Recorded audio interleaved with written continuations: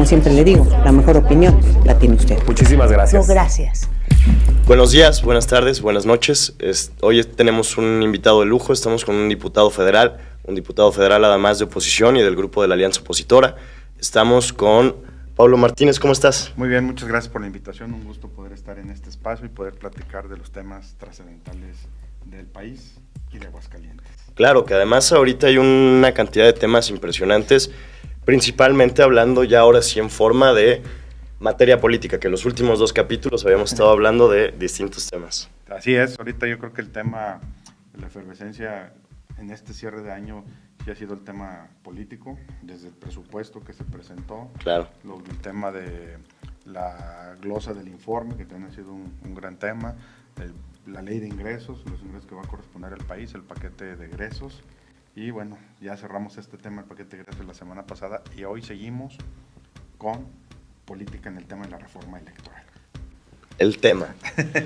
A ver, primero que nada, fuiste diputado local, eres diputado federal, fuiste presidente estatal del PAN. Platícanos, ¿quién es Pablo? Primeramente aclarar, no fui diputado local, Okay. Fui candidato a diputado local plurinominal cuando fui presidente del partido, la sobrerepresentación, el hecho de que el partido haya tenido muchos espacios ganados en la calle y una cantidad importante de votos, eso la ley te dice que no puede haber una sobrerepresentación, que exista la igualdad de espacios dentro de la Cámara de Diputados contra el porcentaje que sacaste de votos. La importancia de la representatividad. Con un margen más o menos 8%. Entonces, el PAN se pasó en la votación, pero nos quedamos ahí. Y eso permitió que también algunos otros partidos de oposición, en el caso de Aguascalientes, pudieran ingresar algunos 3, 4 diputados más. Y me quedé nomás ahí viendo. Pero te fue mejor, te fuiste después a la federal. Pues nos fuimos ya a la calle. Sí, en la calle fuimos allá a la federal. Y bueno, comentarte un poquito de Pablo. Pablo es un joven que ha venido trabajando en la política desde antes de la mayoría de edad.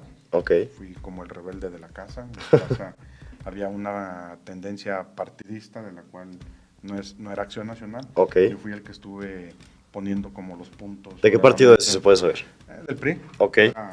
Lo normal en ese entonces. En ese entonces, la hegemonía que iba a ser el PRI, y que bueno, yo fui siendo como la parte opositora en la casa. Al cumplir la mayoría de edad, a los 18 años, empiezo mi participación dentro del Partido Acción Nacional desde la representación de una casilla, representando al partido en una casilla, como luego siendo representante general, coordinador de distrito, algunas carteras dentro del comité municipal, en el estatal, hasta llegar al cargo de presidente. Dentro de la administración pública también ocupé algunos cargos, desde asistente, regidores, con unos regidores, jefe de departamento, coordinador de delegados urbanos y rurales aquí en la capital. Fui director de operación en el INEPJA, que es un área educativa, organizar los servicios educativos para la gente que se encontraba en rezago educativo. Y posteriormente le dediqué varios años al partido, como el 2011 al 2019, que estuve ahí trabajando directamente en la institución y trabajando en el tema de ser secretario general adjunto hasta llegar a ser presidente durante 2 periodos en esta administración. Posteriormente fui invitado a formar parte del gabinete estatal en la administración pasada como secretario de Desarrollo Social, un área sumamente importante en la cual te forma todavía más como político, te enseña y ves todas las necesidades y la diversidad que hay de cuestiones en el estado y en los municipios, y te permite tener un contacto muy cercano, muy directo con la gente, el poder ir resolviendo sus necesidades y el estar transformando la vida de las personas. La verdad es que fue una etapa muy bonita. No quiero decir que las demás no fueron, también fueron, pero esta fue una de las más bonitas que tuvimos por ahí. Como también la parte educativa, el generar conocimientos a la gente y que puedan ser mejores personas día a día, pues eso también te genera una gran satisfacción. Y hoy estamos desde el 2021 como diputado federal del 3er distrito, que corresponde poco más de la mitad de aquí de la capital. Y estamos a la vuelta y vuelta, yendo y viniendo a la Ciudad de México, con una diversidad de situaciones. Aguascalientes vive una situación política y el llegar a la Ciudad de México es otra. Es completamente distinto. Claro. Entonces, justo por ahí te iba a preguntar, porque me comentas, Desde tu casa te gusta ser opositor. Fuiste opositor en tu casa, fuiste opositor Sí. aquí en el estado, eres oposición en lo federal, pero también te tocó ser de los oficiales aquí. ¿Qué postura te gusta más? No, bueno, yo creo que tiene su tonalidad cada una de ellas. Ok. Cuando eres oposición, sí es más fácil. Claro, El poder señalar, el poder dirigir, el poder confrontar, el poder generar esos contrastes de las políticas públicas que se van desarrollando. Pero también la otra parte importante de siendo autoridad, por así cumplir decirlo, todo eso. es poderlo cumplir, pero darte cuenta, salir a la calle, entender a los ciudadanos, Claro.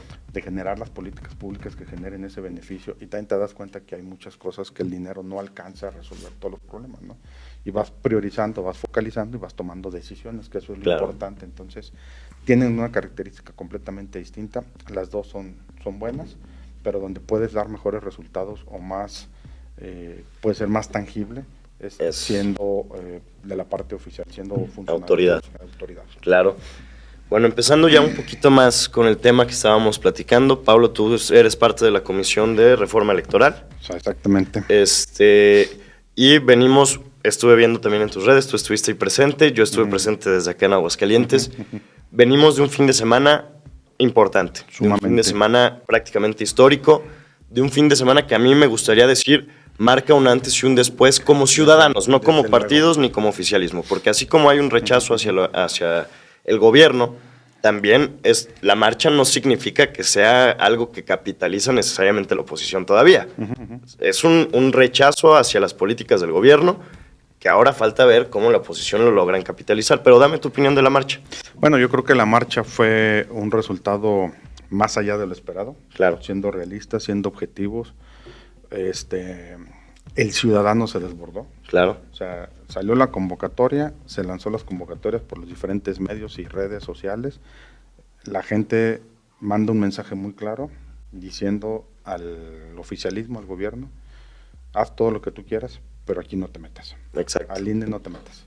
Es una institución que ha costado muchos años de ir construyendo la democracia a través de esta institución y en el país, de lo cual el ciudadano se siente orgulloso. Claro. Sí habrá algunos temas en los cuales no estén de acuerdo los ciudadanos, porque te lo dicen claramente también, o sea, los sueldos excesivos, etcétera, pero también hay que poner las cartas sobre la mesa de cómo están la distribución de los recursos y cuánto representa también en el recurso. Entonces, yo creo que el mensaje es muy claro, es un mensaje ciudadano, es un mensaje de que cuidemos a la institución. Yo te puedo decir claramente que caminando sobre Reforma hubo quienes que dijeron, miren lo que han logrado, han logrado que salga la gente, que no nos fallen, defiéndanos, hagan lo que tengan que hacer, no permitan que esto salga de las manos. O sea, la verdad que la gente te generó una serie de mensajes en los cuales te pone a reflexionar. Claro. Porque son mensajes ciudadanos. Claro. Y hay que saberlos escuchar. Sí, al final del día lo están representando por Sí, allá. hay que saberlos escuchar. Y como partido, como parte política, yo creo que no éramos el 10% de la marcha. Claro. No éramos de el acuerdo. 10% en la marcha como parte política. Y me refiero al PAN, al PRI, al PRD, Movimiento Ciudadano, que también estuvo participando. No representa el 10% de la marcha. No, yo creo que ni el 5. Sí, exactamente. Entonces, en la Ciudad de México, que nos tocó participar allá, era impresionante que la cantidad de gente que había y que no podías caminar. Claro. Y 50 ciudades, 50 capitales, ciudades en el país que estuvieron haciendo las mismas actividades y que fue un mensaje muy claro. Sí, sí, no, los videos eran impresionantes, digo, mares de gente y es algo histórico. Yo creo que desde la Marcha del Silencio no se veía algo similar en el país. Pero mira, me parece importante lo que dices. La ciudadanía les exige ahí y les tenía muy enfocados en el tema de el INE no lo toquen. El INE, no hay que cambiarlo. Y entiendo que también ustedes traen un tema de algunas ideas para propuesta de reforma. Yo soy de la idea de que estamos en un momento incorrecto para plantear una reforma electoral de todos los lados, más no creo que sea, más bien lo reconfiguro. Creo que estamos en un momento incorrecto del sexenio para plantearlo, Más creo que sí es un buen momento histórico para replantear el sistema electoral nacional. Sí. No necesariamente con los cambios que pretende, obviamente, eso es algo que ya platicamos en otro capítulo, que es un sinsentido y es un absurdo el suponer que a los magistrados y consejeros electorales los puedes elegir por voto directo. Exactamente, es una tontería total. Pero hay cosas rescatables tanto de la parte de Morena como de las propuestas que traen ustedes del PAN, pero me gustaría que tú me platicaras un poquito. Sí, mira, yo creo que, a ver, hay 110 iniciativas, si no me equivoco, dentro de la Comisión de Reforma Electoral, son ciento y tantas iniciativas, todas tienen puntos positivos, todas puedan tener puntos negativos. Claro. Que para eso están las comisiones, para agarrar de los elementos que tenemos ahí, lo rescatable, trabajar en las comisiones y poder realizar un documento en el cual se pueda construir vía consenso las modificaciones que pudiera haber del INE. Para mí la reforma electoral que hoy en día pretendía Morena con sus aliados, el oficialismo, de materia constitucional, murió el domingo. Claro. Esa reforma ya murió el domingo. Hoy en día ya estamos instaladas las comisiones de reforma electoral, de puntos constitucionales y de gobernación para poder discutir un dictamen y poderlo llevar al pleno para votarlo. Podemos tener ahí coincidencias y podemos encontrar ahí algunas coincidencias con Morena y otros partidos políticos que pudieran ser de reforma constitucional, que no queremos entrar y no vamos a entrar en el tema, pero sí a leyes secundarias. Pero también el mensaje que te mandan, y lo dice muy claro López Obrador, voy al plan B. Claro. O sea, ellos ya vieron muerta su reforma, van al plan B, a la modificación de leyes secundarias, porque con esas sí tienen ellos los votos necesarios, porque eso es con el 50+1. Claro. El 50+1 de los votos. Para el otro ocupas 2/3 partes y no los tenían. Entonces, eso es lo importante de una Cámara que no esté mayoritariamente con un partido en el gobierno, porque te permite generar política, te permite poner todos los puntos sobre la mesa, discutirlos, ir negociando te apruebo a cambio de o a cambio de este otro, y vas construyendo. Este es el toma y daca en la política y en la mesa. Entonces, hoy en día... Claro, el llegar a consensos. Hoy estuve leyendo en estos días pasados que se va a presentar ya un dictamen, una propuesta de dictamen a la comisión, y que esperaban que lo fuéramos a apoyar. Habrá que ver cómo viene, no lo han circulado, no lo hemos analizado para poderlo discutir, pero yo creo que hay temas en los cuales tú lo dices claramente. Por ejemplo, fíjate, decía el presidente, para elegir a los consejeros, de 9 bajen a 7. Sigue siendo un número impar. Exacto. Pero el tema de los 9 es porque los vas seleccionando de manera alternada, para que no estén siempre dependiendo de un gobierno y puedan tener la independencia en la toma de decisiones. Que es importantísimo. Que es lo más importante. Y que sean transaccionales. Por eso, el año que entra van a salir 4 consejeros y se necesitan las 2/3 partes para que salgan. Entonces, decía el presidente la iniciativa, que sean 7, 20 los propone el Poder Legislativo, 20 el Poder Ejecutivo, 20 el Poder Judicial. Claro. Y todos de ahí se van, imagínate, ya son 60 para elegir 7. Y se van a un voto, a consulta de voto ciudadano. Pues vas a hacer una elección, es una elección constitucional lo que vienes haciendo ahí. No, y es una elección de bases. Sí. Entonces, ¿quiénes van a negar? El que tenga la estructura más grande. El que tenga la estructura más grande y pueda tener los adeptos con el gobierno, la operación desde el gobierno. Y Morena tiene la estructura más grande. Sí, claro. O las personas que tienen la capacidad, los conocimientos, la preparación, la toma de decisiones, el reconocimiento social, etcétera. Eso es en lo que estamos en consensos, como tú dices. Sí. A ver, esta persona trae su perfil de carrera de toda la vida, ha sido secretario técnico, si tú quieres, en los tribunales, ha formado parte de una carrera dentro de los institutos electorales, etcétera. Pues ya tienen los conocimientos, ya saben cómo funciona y pueden llegar a tomar las mejores decisiones. Por ejemplo, otro tema que manejaban, ¿quién va a manejar el listado nominal del padrón? Pues aquí Morena propone que lo tenga el gobierno y no la autoridad electoral. Pues no. Has regresado a la Secretaría de Elecciones. Es correcto, a la Secretaría de Gobernación con una dirección de elecciones. Claro. Pues van a tener ellos el padrón de beneficiarios más el padrón electoral y van a decir quién vota y quién no. Simplemente un ejemplo, Estados Unidos es un país de primer mundo. Claro. ¿Cuántos días se tardaron en definir? Que creo que eran como 20 representantes de la Cámara. Sí. Porque no tuvieron un PREP, porque no tuvieron un resultado inmediato.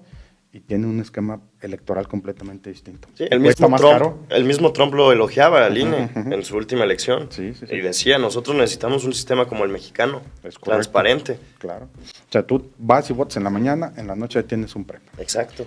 Con empate, con desempate, con lo que tú quieras, pero en la noche, ese mismo día en la noche tú ya tienes un diagnóstico. Que además eso ha sido el resultado de una lucha histórica de construcción de ciudadanía y de construcción de democracia. Sí. Y los tribunales muchas veces le han dado la razón a los partidos políticos y también nos han dicho que no. Claro, tú mismo lo has sufrido. Yo lo he sufrido.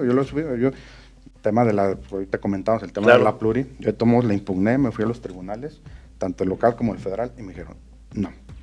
Bueno, Así pasa. ahí hice mi lucha. Sí. Pero Mira. también me dieron la razón en otros temas que eran propios del partido, me dieron la razón, por ejemplo, una que me vengo a la mente, la autoridad electoral local una vez me canceló una candidatura, una Ok. alcaldía de San José de Gracia, Sí. fui a los tribunales y vía tribunal la Te la recuperé. confirmaron. La Buenísimo. recuperé. Entonces, Tiene sus cosas, obviamente, y así así es. como te quita, a veces te pone, y eso es lo importante del sistema y otro, democrático. por ejemplo, lo que nosotros queremos como PAN, segundas vueltas. Eso es muy buena idea. Que segundas vueltas, o sea, que no nos gobierne este país alguien que tenga el 30% de la votación. Claro. Con el 30% de los votos. Porque sabes que además las segundas vueltas te abren y te obligan a gobiernos de coalición.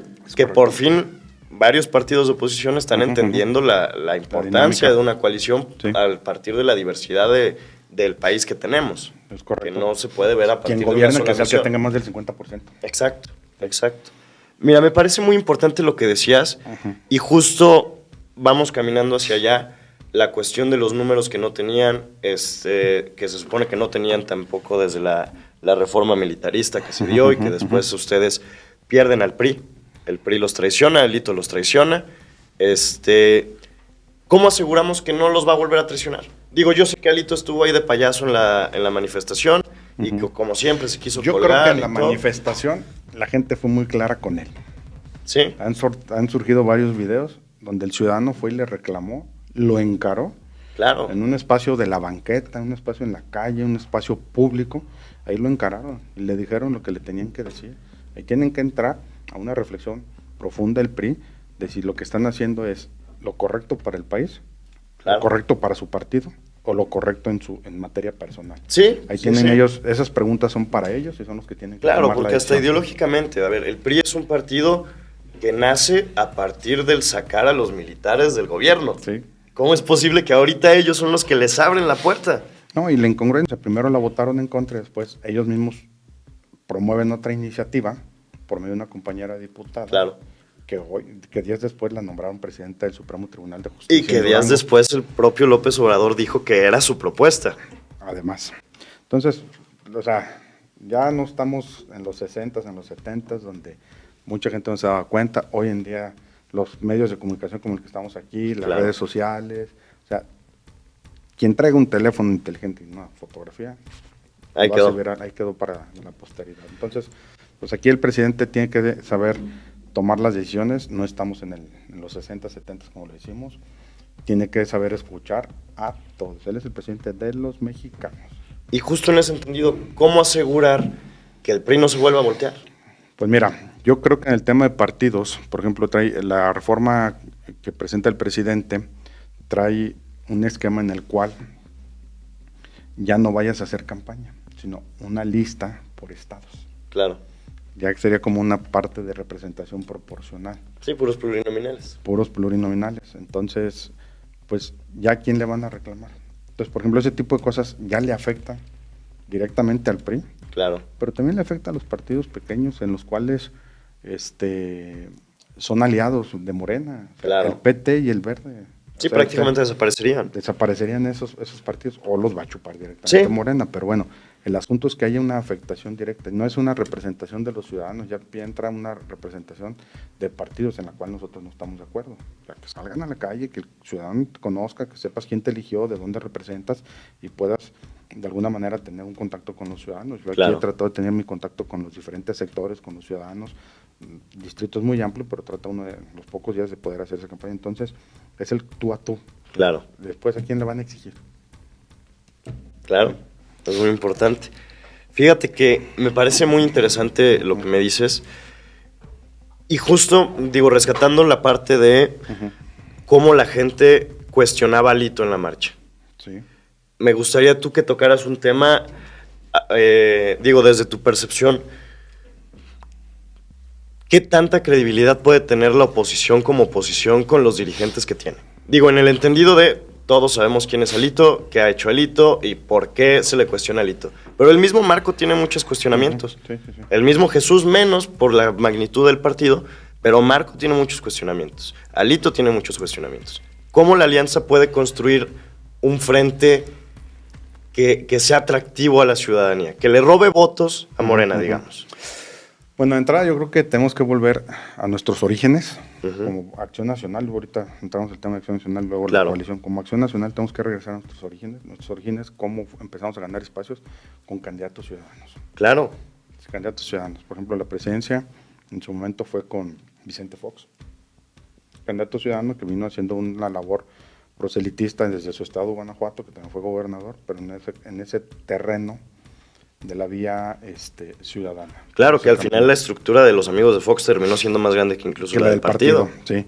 El caso de que Aguascalientes con don Felipe González, claro, fue un tema también similar. Él traía una estructura que llamaban Macabeos, sí, una estructura que traían ahí en ese entonces, y ese es nuestro origen. En su momento, hablemos del 88 con Manuel de Jesús Cloutier. Claro.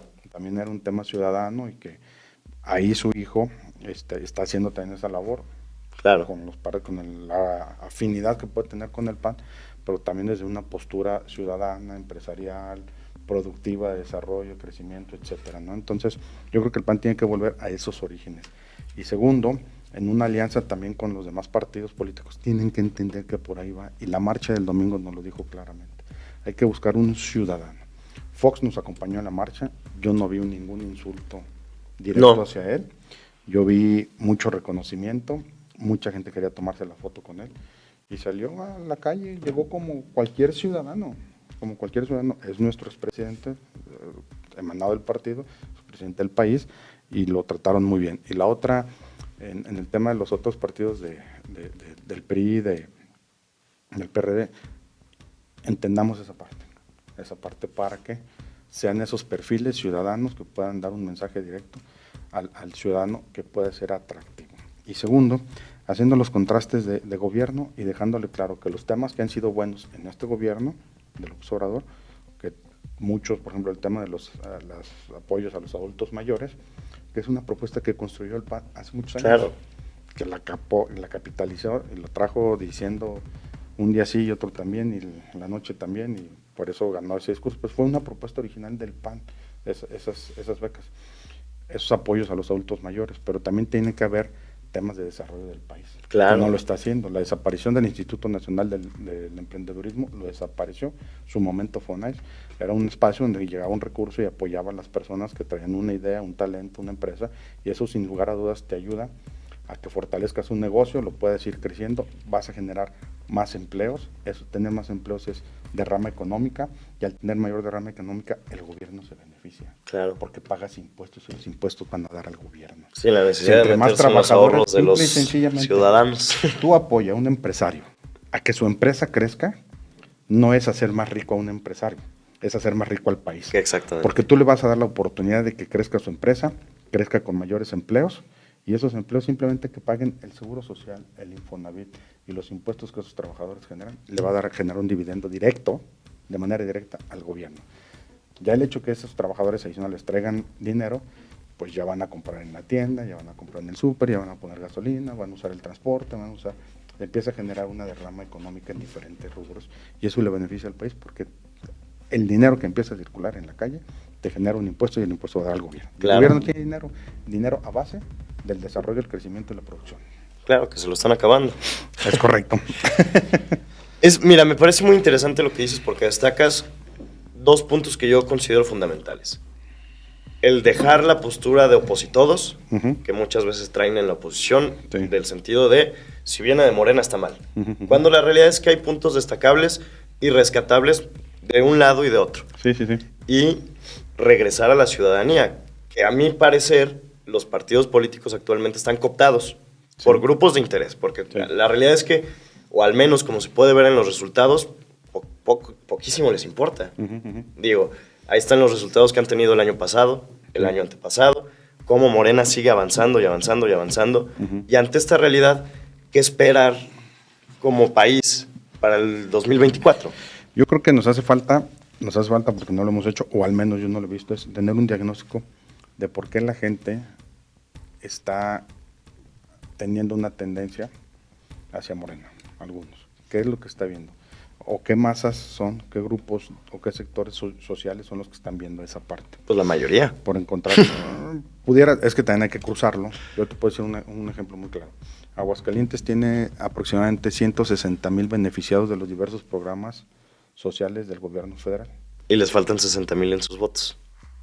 A Morena. A Morena. Bueno, sacó 100,000 en la capital, más otros tantos Sí. en los municipios. Andan casi empatando, andan muy similares los beneficiados de programas sociales contra los votos. Sí. Andan muy similares. Poquito abajo si tú quieres, pero andan beneficiados. Entonces, a ver, los programas sociales son para ayudar a la gente. Exacto. Y los pobres no han disminuido, han crecido. El presupuesto de bienestar ha sido triplicado en lo que van los últimos años de aquí del gobierno de López Obrador. Entonces, yo creo que nos hace falta escuchar a los ciudadanos de cuál es la necesidad directa que ellos traen para poderla empatar con la agenda legislativa. Y otro tema es, pues, la comunicación. O sea, también hay que decirlo claramente. O sea, medio de comunicación que emite un discurso, un mensaje, una nota que no le gusta al presidente, lo tacha de opositor, de estar en contra. Claro. Entonces, hay medios en los cuales tampoco le quieren entrar y difunden los temas que nada más le interesan al presidente. ¿Y no crees que eso también surge Eso se está a partir de- eso está generando la dictadura, eso está generando Claro. el autoritarismo. No está permitiendo que exista una diversidad de opiniones. Y la única opinión que vale hoy en día es la del presidente en las mañaneras. Y te lo digo porque los diputados no toman decisiones propias. Los diputados del oficialismo, y ahí se los hemos dicho y se los hemos demostrado en la Cámara, hacen exclusivamente lo que les dice el presidente. Claro, ¿Sí? eso lo entiendo. A ver, Morena está construyendo un sistema político como el PRI de los 70s. Es El correcto. absolutismo, su base electoral dura y pura que ellos movilizan, ujú. y eso ellos lo entienden perfectamente. Y lo entienden perfectamente porque la oposición no ha sido capaz de generar absolutamente ninguna base ni de movilizar algo que le cueste a López Obrador modificar esa política. En ese mismo entendido, era lo que te quería preguntar. Por ejemplo, a mí, estoy de acuerdo en lo que dices, sale cualquier persona que está en contra de López Obrador y es tachado de opositor. Pero ¿no crees que también tenga mucho que ver con que mucha parte de la oposición no tiene la calidad moral ni la autoridad moral ni la credibilidad para criticar a López Obrador? Porque al final del día la mafia del poder, no tú, pero son gran parte de los grupos parlamentarios también, o de los grupos políticos en los que están. Y en ese entendido, a mí se me hace que puede ser que los detenga más el miedo a ese mismo historial o a esa cola larga que hace falta tener una cola corta para tener una lengua larga. A eso mismo, porque si no te dan espacios los medios, tú mismo me lo comentabas ahorita al inicio de la entrevista, tomas tu celular, te grabas y ustedes como representantes federales tienen una exposición tremenda. ¿No crees que va más por ese lado? Pudiera estar algo ahí inmerso, pero también te quiero decir algo. Por ejemplo, en el tema de la representación social, el presidente en la legislatura pasada tenía las 2/3 partes de la Cámara. Claro. Hoy no la tiene. Entonces, por un lado ha ido creciendo ahí las aceptaciones, han ganado algunos espacios, pero por otro lado también han ido perdiendo. Entonces, en el porcentaje de votos del 2018, ahorita es completamente distinto. 1, 2. En las cámaras. En las cámaras. Porque en los estados es otra situación. Fíjate que han caído los votos, pero también han caído los de la oposición. Exactamente. Pero han ganado los espacios. Entonces ahí el tema es que tampoco hay un crecimiento electoral en favor de Morena y del presidente. El presidente se mantiene en una calificación. Yo lo que creo que este es el sexenio perdido. Y el 2 de diciembre, que esté otro gobierno, aunque sea de Morena, las cosas van a ser completamente distintas. ¿Crees? Porque hoy en día, sí, te voy a decir por qué. Porque hoy en día muchos liderazgos están alineados al presidente. Claro. No a Morena. ¿Sí? Entonces, al momento que ya no esté la cabeza, ya no esté el líder, en el espacio de toma de decisiones, las cosas van a cambiar. Claro, digo. La política se mueve. Yo creo que la lectura aunque estoy de acuerdo, puede ser un poco errónea, no del todo, porque, a ver, sí pierde Morena representatividad en las cámaras, estoy de acuerdo, pierde la mitad de la Ciudad de México, pero gana 5 gobiernos hace 2 años, gana otros 2 el año pasado, gobierna hoy en día 33 estados. El próximo año las cosas no se ven tan fáciles en el Estado de México, las cosas no se ven tan fáciles en Coahuila, y pueden llegar al 2024 gobernando 25 estados de los 32. Yo creo que Edomex sí estuvo en una condición complicada hace unos meses. ¿Qué pasó con ahorita que decíamos de lo de Alito? ¿Qué pasó con Alito? Alito tomó una decisión con esa iniciativa. Si lo decimos de manera coloquial, tomó una decisión para salvar su pellejo. Claro. Pero también si tú platicas con el grueso del priismo, no están de acuerdo. El priismo de calle. El priismo que no es del grupo de Alito. Exactamente. Entonces, ¿qué está pasando hoy en día? Que se están construyendo las cosas desde lo local. Ok. Ayer se lanzó la convocatoria de la alianza Va por el Estado de México, conformada por el PAN, por el PRI y por el PRD. Pero esa se construyó a partir de la marcha. A partir de las diferencias que se dieron en la Cámara, a partir de las necesidades propias de los militantes partidistas en los estados y a partir de las necesidades propias del Estado y de esta coyuntura que hay con los partidos políticos. Pero no fueron acuerdos nacionales. ¿Y no crees que el PRI los vaya a traicionar en el Estado de México? No fue una cuestión nacional. Habrá que ver quién es el candidato, porque también tienes que cumplir con una condición de la paridad. Claro. Una mujer en Coahuila. Yo creo que Coahuila, el PRI solito lo puede sacar. Yo creo que el PRI solo, o sea, viendo un diagnóstico, el PRI solo lo puede sacar, nos podemos sumar, le damos un valor agregado. Claro. Y le das un margen de holgura. Claro. Le das un margen de holgura. El Estado de México es la madre de todas las batallas. Y siempre es una batalla prepresidencial. Exactamente. Sí se va a aventar todo ahí, pero tampoco a ningún partido, hasta viendo presidencia de la República del PAN, se ha podido ganar el Estado de México al PRI. Tienen una maquinaria, tienen una estructura, tienen un esquema de trabajo. Precisamente por eso la pregunta, ¿no crees que le sea más fácil a Alfredo del Mazo decir, oye, me voy por una embajada y la entrego? Al final del día es el mismo grupo de Peña Nieto, que operó a favor de López Obrador en 2018. Pues habrá que ver ahí cómo se mueven ellos, pero también te lo va a demandar la ciudadanía, ¿no? Entonces hay que ver los perfiles. Las encuestas se han ido moviendo en ese estado particularmente. Si lo disgregas, pues sí, la barra de Morena se va muy alta. Porque además imagínate perder la elección con Delfina Gómez, sí, claro. Una criminal electoral. Sí. ¿Qué significaría para la oposición como oposición? Exactamente. Y aparte, el tema ahí que está de los otros grupos, por ejemplo, se me olvidó el nombre ahí, que fue un candidato hace 6 años, candidato de MC. Ahí el tema es juntar toda la oposición para que pueda ser viable. Claro. Una cosa son los números, la radiografía de hoy, la de ayer, la mañana va a ser la misma. Hay muchas posibilidades de la coalición, va por el Estado de México, de sacarla adelante. Sí hay manera. Y se puede. Ahora, falta un buen candidato, un buen trabajo, una buena estrategia de comunicación de la campaña y un buen esquema de trabajo previo a la elección. Las cosas pueden caminar, pueden surgir, y no porque ahorita se vea una encuesta muy favorable a Morena, las cosas pueden cambiar. Y lo hemos visto, que quienes ya casi estaban sentados en la silla, no llegan. Sí, no, digo, ejemplos hay muchísimos, y el tema de la encuestitis es algo que le ha hecho mucho daño a la política nacional.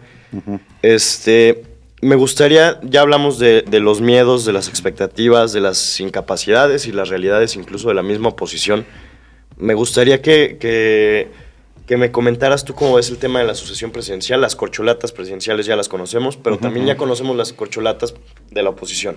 Los que suenan del PRI, los que suenan del PAN, los que suenan del PRD. El PAN ya hizo su evento, el PRI ya hizo su evento, el PRD no, pero ya sabemos cuál es más o menos el movimiento nacional que ellos traen.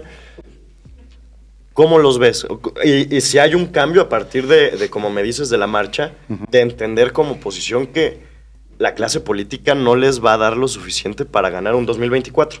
No. Y que tienen que hacer una alianza con la ciudadanía, no con los partidos. Con la ciudadanía y con los diferentes sectores que también han salido afectados con este gobierno. Yo creo que, hace rato decíamos, las segundas vueltas. Claro. O sea, hoy en día llegas a gobernar un estado, un país, con el 30% de los votos, 40% de los votos. Que representa. ¿Qué es a lo que juega Morena? Que es a lo que se le juega.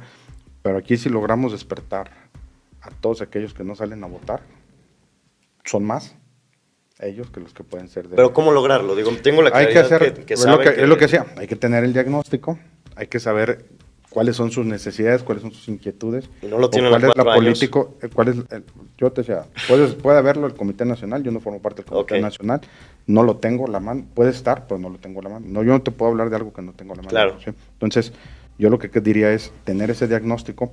Lo que sí veo es que el discurso de todos los días del presidente, el presidente te ha traído no un mensaje de gobierno, se ha traído una campaña Total. todos los días, no ha gobernado este país. Es lo único que trabaja. Y es muy bueno para comunicar, eso sí hay que reconocerlo, y hay que decir, sí es bueno para comunicar, pero para ser ejecutivo no sirve. Entonces, yo creo que nosotros tenemos que tener ese diagnóstico para hacer una propuesta muy clara, y estamos ya a la vuelta de la esquina, con poco tiempo, pero el trabajo que vienen haciendo las corcholatas, como se menciona, y el trabajo que vienen haciendo también las corcholatas del PAN y del PRI, pues es irte poniendo sobre la mesa. Claro. Y empezar a llamar la atención de tus adeptos. Habrá quienes coincidan con unos, quienes no coincidan con otros.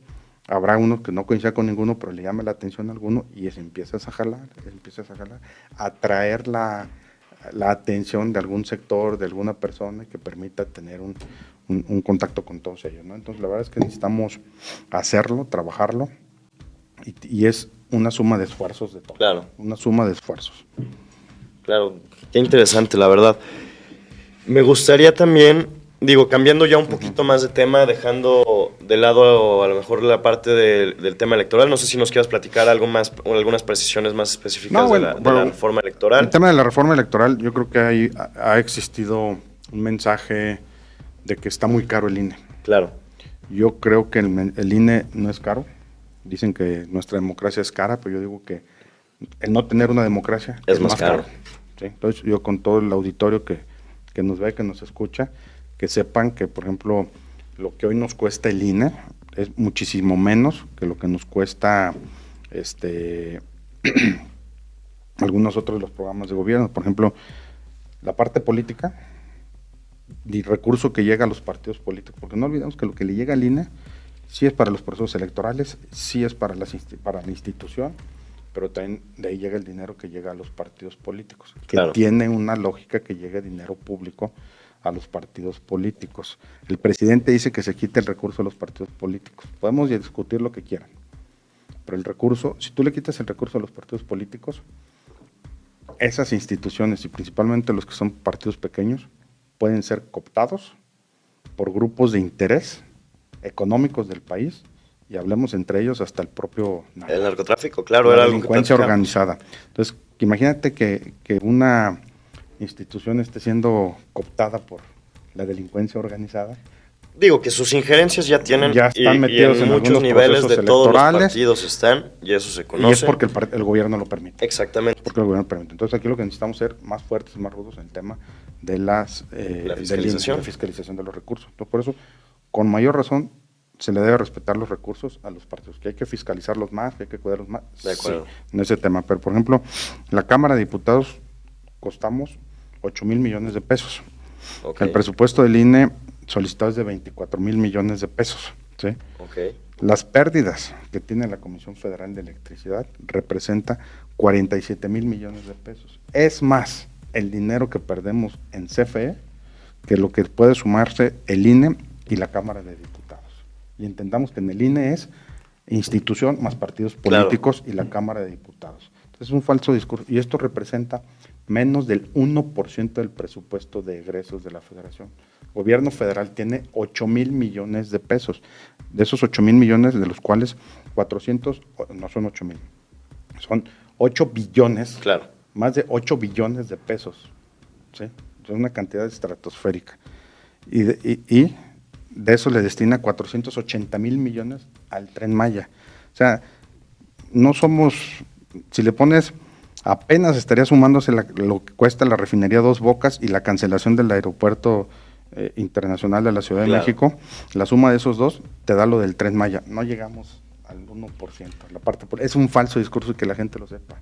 Claro, es importante. Sí cuesta, sí, pero es importante que cueste con recurso público y no con recurso del narco o de grupos de intereses económicos del país o del extranjero. O hasta de los medios de comunicación. Ahí está el tema de Peña Nieto y cómo llega a la presidencia. Es correcto. Y el costo del voto, por ejemplo, en Estados Unidos, ahorita que acaba de tener elección, el costo del voto, por ejemplo, en Estados Unidos está en 220 pesos promedio. El de México no llega a 100 pesos. Aún y con todos esos datos, no llega a 100 pesos. Y están los estudios hechos, y podemos discutirlo todo lo que quieran, y le podemos entrar a una matización de cada uno de ellos, pero la realidad es lo que nos cuesta, lo que cuesta nuestro sistema. Pero es todavía más caro no tenerlo. Claro, digo, muchos de la gente de mi generación a veces no lo dimensionamos porque a nosotros no nos tocó vivir ya, o sea, sin el INE, a nosotros nos tocó la comodidad de vivir con el INE y de vivir y crecer con una democracia que se iba construyendo. Sí, mira, como paréntesis, una historia, por ejemplo, yo participé cuando mi primera participación política en 1995 como representante de casilla. Okay. Todavía a mí me tocó, aunque ya había ahí una autoridad electoral que se ha ido mejorando, a mí me tocó todavía que la casilla fuera en un domicilio particular, que todavía lo hay, pero cada vez son menos. Pero, por ejemplo, el domicilio particular era la casa, y la casa, por dentro de la casa, tenía engomados del PRI.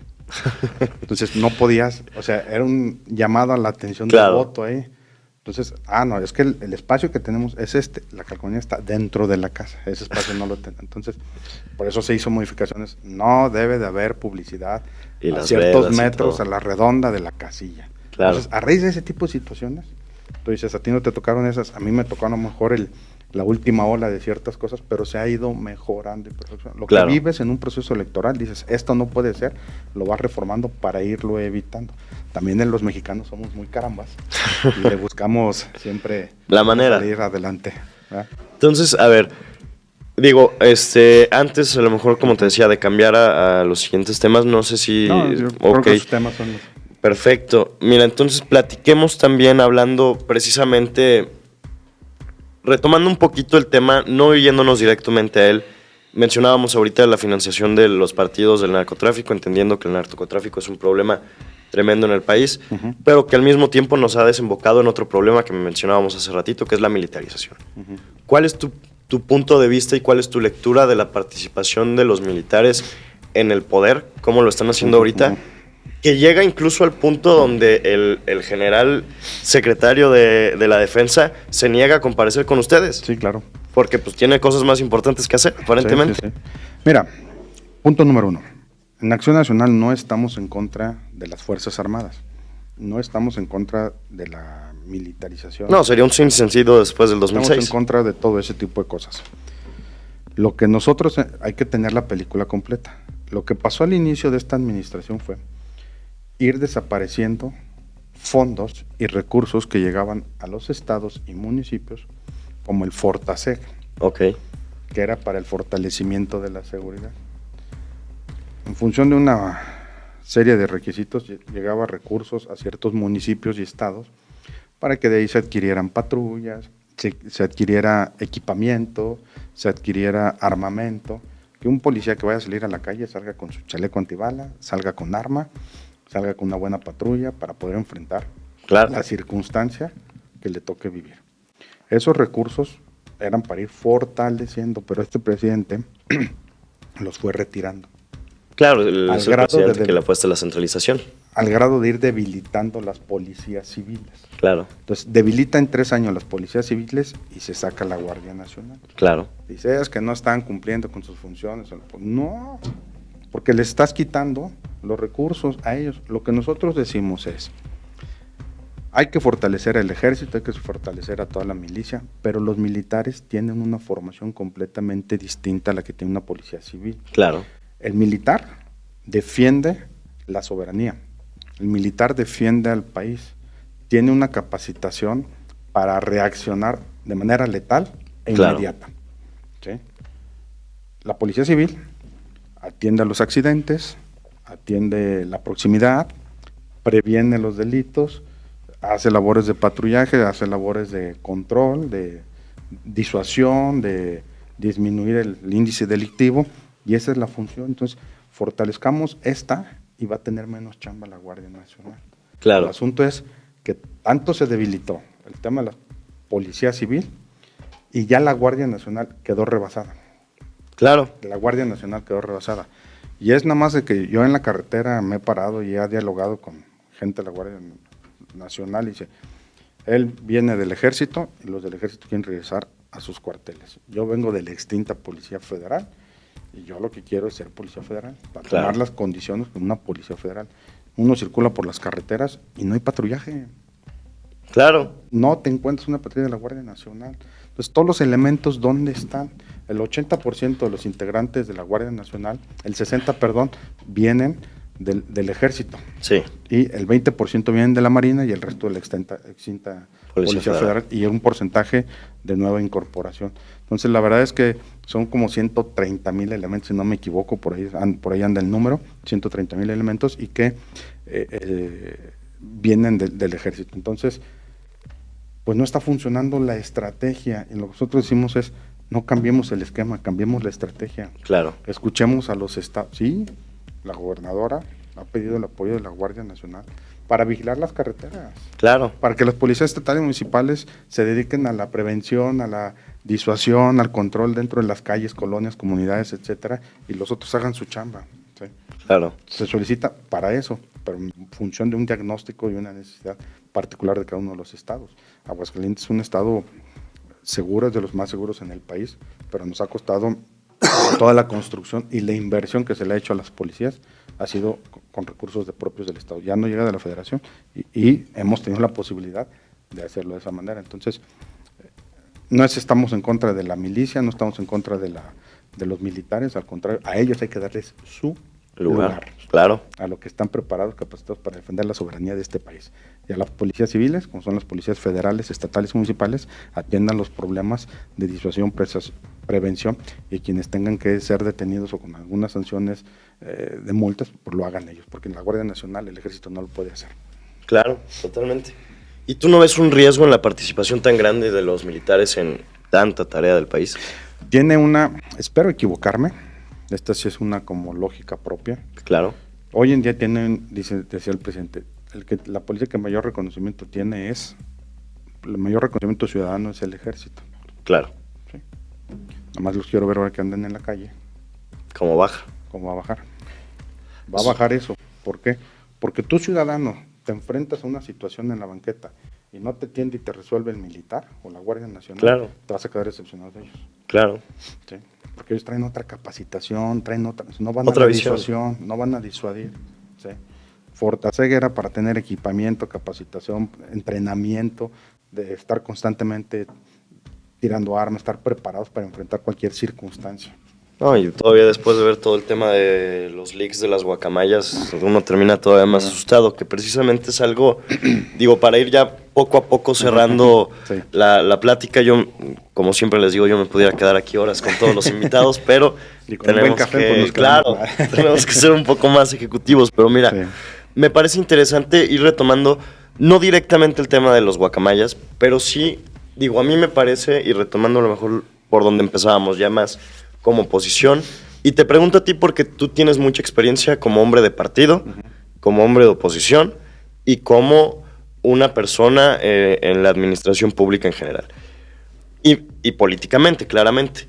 Fuiste un presidente estatal del PAN con grandes resultados electorales y en ese mismo entendido te pregunto, entendemos que existe ya temas enormes como los leaks de las guacamayas, como el fraude de Segalmex, que es más grande que el Fobaproa. Sí.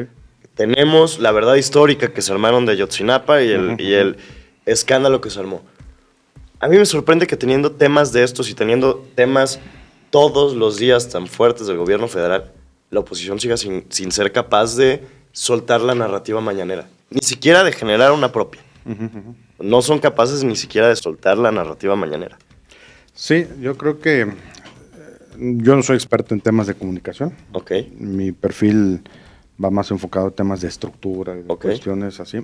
Sí coincido en que no hemos jalado la atención comunicacional, no la hemos jalado por alguna razón que desconozco cuál ha sido hoy. Por eso yo digo, hay que tener un diagnóstico de las inquietudes de la gente para poder comunicar lo que verdaderamente se requiere comunicar. Sí creo que deberemos de tener no una contramañanera, tener nuestro esquema de comunicación. Lo que sí Una creo, agenda propia. lo que sí creo es que hemos estado cayendo en estarle respondiendo lo que el presidente dice. ¿Sí? Hemos estado en esa dinámica, no en la dinámica de mandar nuestros mensajes. Yo sí lo he planteado en algunas ocasiones del grupo, traen la agenda y lo que hacemos es contestar lo que dice el presidente en la mañana. Claro. Lo contesta uno, lo contesta otro, un partido de oposición, otro partido de oposición, se discute en el pleno de la Cámara de Diputados y ahí queda. Pero no estamos transmitiendo nuestros mensajes, porque yo creo que tenemos muchas cosas que hemos hecho por este país, pero no las hemos comunicado como debiera ser, ¿verdad? Claro. Entonces, como persona puedes cometer errores, te podrás equivocar, lo que tú quieras, pero podemos tener más aciertos favorables para este país, ¿no? Entonces, el ejercicio del poder te desgasta como persona, se molestan unos, otros no tanto, pero el tiempo te va dando la razón. Hoy en día el PRI ha tenido buenos gobernantes, Aguascalientes ha tenido muy buenos gobernantes, por eso es la condición que hoy tenemos en Aguascalientes, un estado Claro. con un alto nivel educativo, con un alto nivel cultural, con un alto razonamiento de lo bueno, lo malo, con un alto nivel de vida y además muy barato. Claro. Vivimos aquí en una muy buena ciudad, un muy buen estado, de manera muy económica. Claro. ¿Sí? Entonces, no hemos comunicado lo que tenemos que comunicar.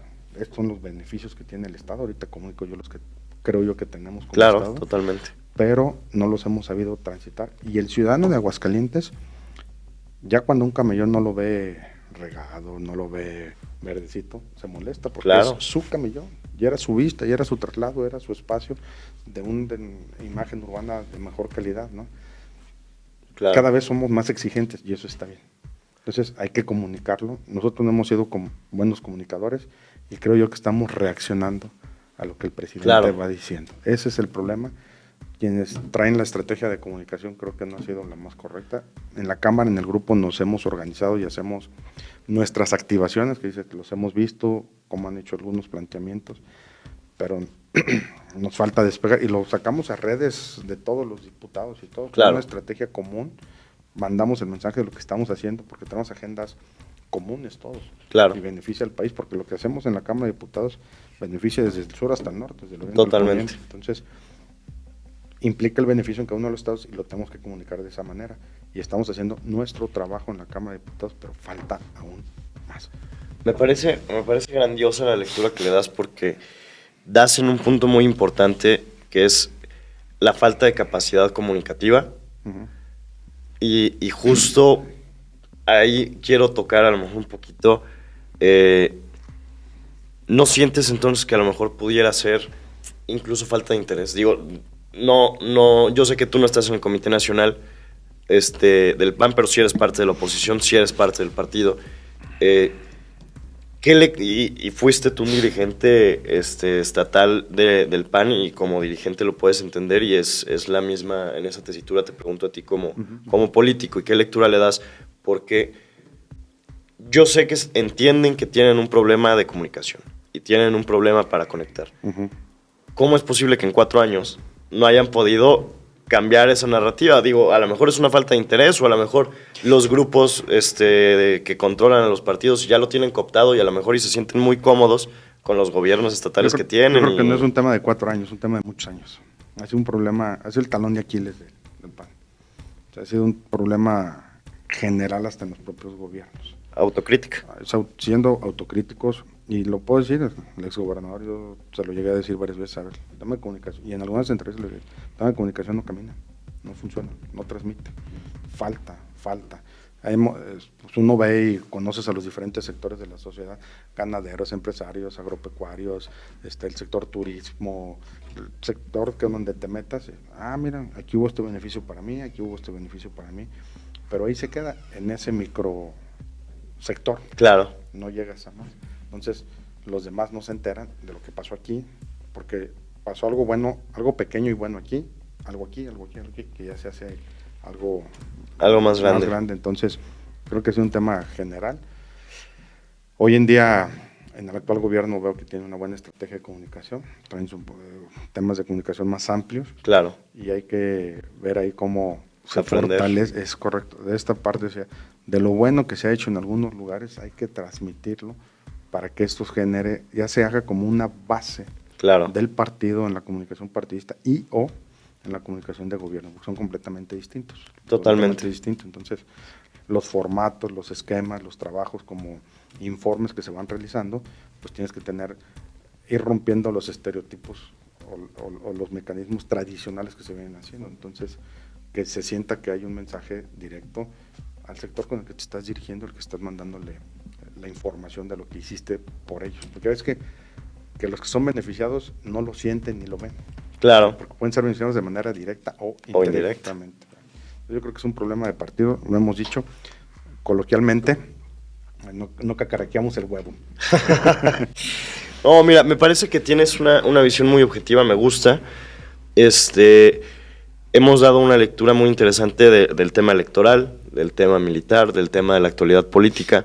Me gustaría ya nada más para cerrar, ir cerrando, ¿qué sigue para Paulo en el Congreso de la Unión? ¿Qué sigue para Paulo en el Estado? ¿Qué sigue para Paulo en el partido? ¿Vas por la reelección? ¿Qué queda un año, un año y cacho? Ya sabemos que el 2024 va a ser prácticamente un año electoral. Sí. ¿Qué sigue para ti? ¿Qué sigue en cuestión de iniciativas, de trabajo, de proyectos? Bueno, mira, comentarte, ahorita en este primer año legislativo nosotros presentamos algunas iniciativas en materia hacendaria para que generara un impacto de beneficio. Como el Estado tiene una industria automotriz, claro, se genera un impacto en la industria automotriz del Estado, como sus diversas ramas que dependen de ella. No han caminado ahí en la comisión, están atoradas. Ya sabemos por qué. Pero insisto, son temas que benefician a la industria, pero también retorna al país y al gobierno en temas de impuestos. Entonces, generas economía, en términos generales. Seguiré trabajando e insistiendo para que algunas de esas iniciativas sean dictaminadas en la Comisión de Hacienda y se puedan subir al Pleno a votarlas. Si no es en esta legislatura, que sea en otra. Y ahorita estoy trabajando algunas iniciativas en materia social. He encontrado yo la oportunidad y la coyuntura que los temas sociales nos unen. Claro. Los temas sociales, los temas de discapacidad, los temas de las niñas, niños y adolescentes. O sea, hay temas sensibles que nos unen. Y estoy trabajando en algunas cuestiones de esa naturaleza para que puedan transitar y caminar. No formo parte de las comisiones en materia social, pero presentaré iniciativas y operarlas para que sean discutidas en las diferentes comisiones que correspondan. Y política, eso es en cuanto al trabajo legislativo y hay que dedicarle su tiempo a estas situaciones en la Ciudad de México. Y estoy en un tema también de infraestructura, de generar algunas cuestiones que tengan un beneficio directo para el Estado. Entonces estamos trabajando en esa parte de gestionar recursos, que es un tema complicado, pero también hay que decirlo que se logró hacer una reforma al presupuesto de egresos para generar una bolsa de recursos concursable, lo que llaman peso a peso. Pone un peso el Estado, pone un peso la Federación. O lo haces tripartita, le pone un peso el municipio, el Estado y la Federación. Entonces, creo que ese esquema. Algo rescatable. Lo logramos, se propuso por parte del presidente de la Comisión de Infraestructura, que es del PT, pero apoyamos. Claro. Apoyamos dentro del grupo socializarlo y lo logramos. Entonces, está esa parte modificada en el presupuesto, habrá que ver a cuánto asciende esa bolsa en el mes de enero y a trabajarla para que sea beneficio directo a Aguascalientes. Entonces, son cosas positivas, también hay que hablar de lo bueno. Y en futuro, bueno, pues terminar este segundo año legislativo. Me gustaría regresar a estar aquí en Aguascalientes, la verdad es que sí se extraña en ciertos momentos el terruño, por así decirlo. Claro.